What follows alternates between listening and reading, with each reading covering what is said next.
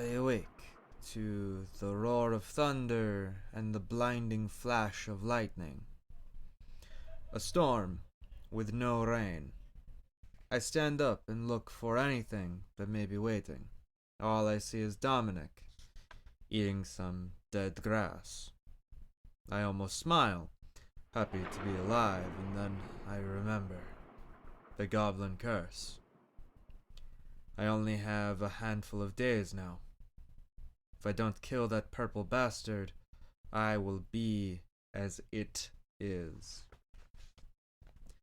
I pull myself together, adjust my mail, and decide to search the village. It is of decent size, but mostly small cottages. There isn't even a blacksmith. All my searching gets me is 63 pieces of silver.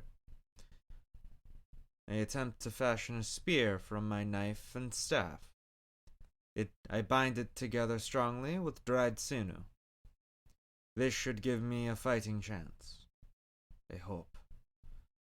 What was it that knight told me? Ah, yes. The longer the spear, the braver the man. I wish my staff had been longer. I take some time to practice my medicine skills on myself. With that, I feel better. Well, as much as I can now. Now that I must face the manor.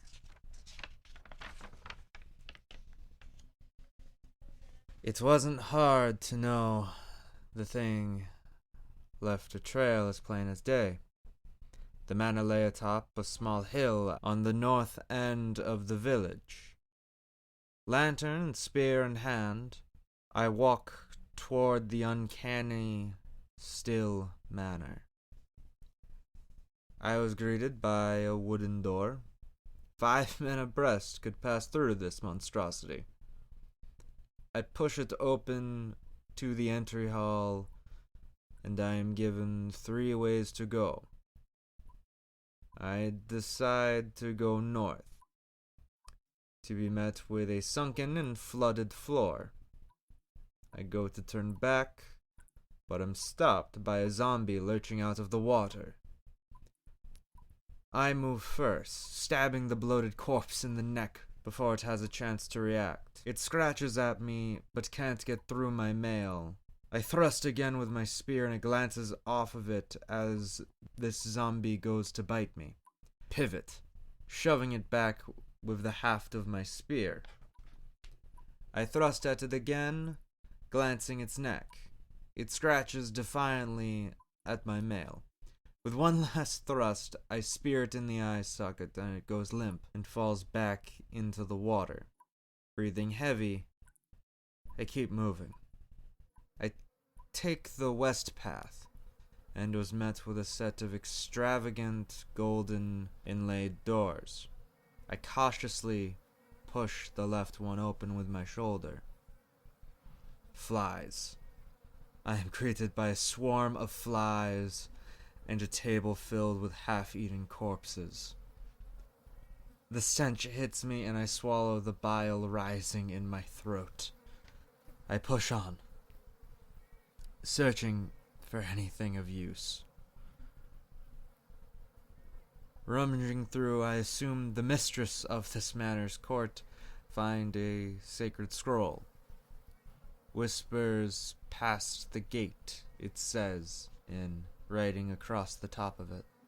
There are 2 doors in here. One west, one north. I go north. I stop at the door. The faint sound of the violins push the door open. They dance.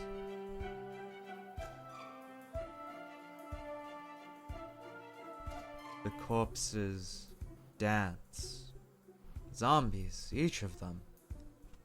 Astrid sights turn to a waltz. 1, 2, 3, 1, 2, 3.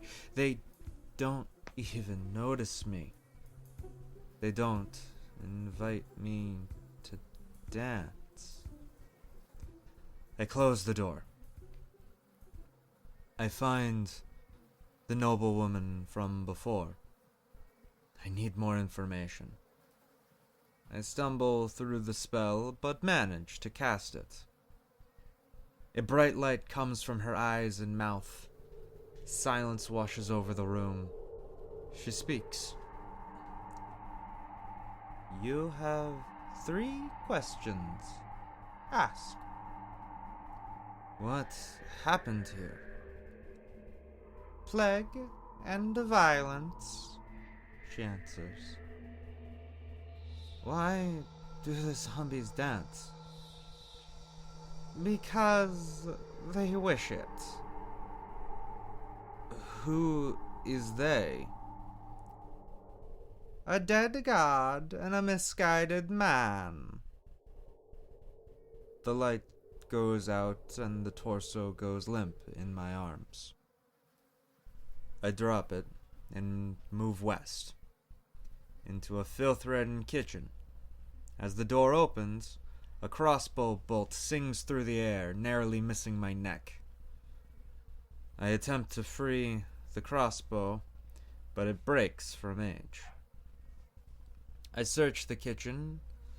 I find a discarded skull in a salt bag with 4 golden teeth. If I survive this ordeal, I will buy a horse and wagon for Dominic and I. Seems the only thing left here is riches. God. This makes no sense. There are 2 doors in the kitchen, besides the one that I came through. One north, one west. I flip a coin, and it tells me north. I push into a deadly, silent ritual room. A stone altar lays in the center.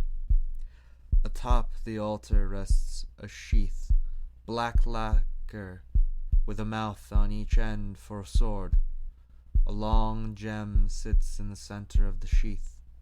A purple smoke moves slowly through it. I take it. I back carefully out of this room and descend the stairs west of the kitchen. It leads to a simple set of cells, probably a dungeon. The cells are empty, luckily. I push on to the door east of these cells. The sound of snoring was faint on the other side of the door. As I push the door open as carefully as I can, but I knock over a pile of bones. The beast shot up at the sound. Finally, though, I found it. The purple goblin from the village. It rose, blade in each hand. My lantern brings an orange glow, casting shadows from the piles of bones across the walls. It stares at me. It begins to laugh. It starts nodding in approval. It gives me some sort of salute, swords waving through the air. I ready my makeshift spear. A thrust, a broken parry. Flesh gives under my spear tip. I pull my staff back, and the knife stays lodged in the creature's head. It falls to the ground, its sword cutting into the earth. I drop to my knees. I've done it. I've done it. I will survive. My God. Oh, by she I will live. Pick them up. What? My heart starts around the room.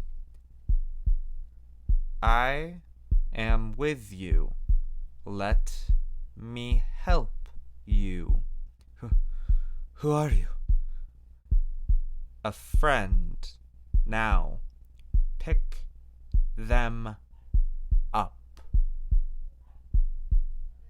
The gem on the scabbard glows bright. I pick up the swords. I feel the power run through my veins. My muscles swell. My face burns. I feel my throat going hoarse before I realize I am screaming.